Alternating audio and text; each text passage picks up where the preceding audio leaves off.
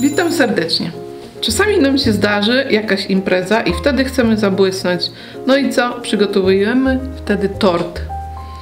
Nie jest to taka prosta sprawa. Czasami wyjdzie taki stożkowaty, musimy ścinać górę.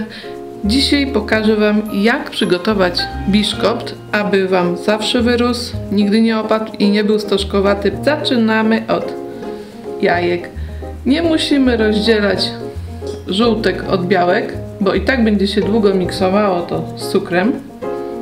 Czyli przelewamy do misy, zasypujemy cukrem i jedziemy. 5-6 minut musimy dobrze ubić.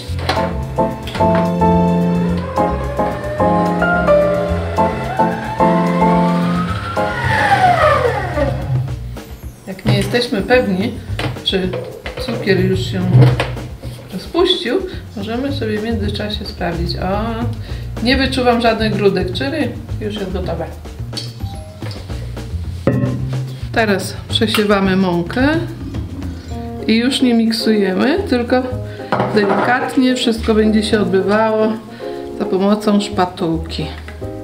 Mąka i mąka ziemniaczana ląduje tu razem.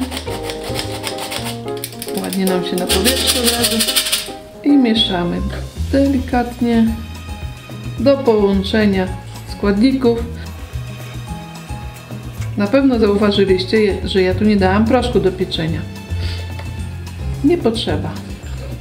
I tak zobaczycie, pięknie wyrośnie, bez proszku. Dobra, na chwilkę odstawiam. Teraz przygotujemy blaszkę. Na dno użyjemy papier do pieczenia.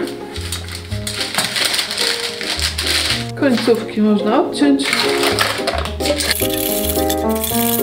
Ważne jest to przy blaszce, dno możemy wyłożyć sobie papierem, fajnie jest, ewentualnie możemy posmarować, bułeczką wysypać, ale boków nie smarujemy niczym.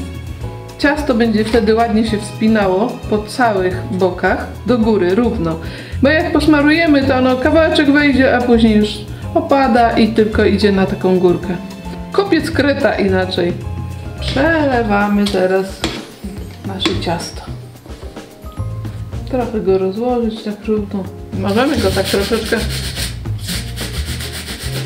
Idziemy do piekarnika. 170 stopni do 40 minut.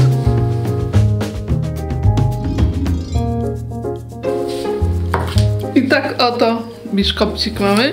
Teraz wystarczy go otworzyć.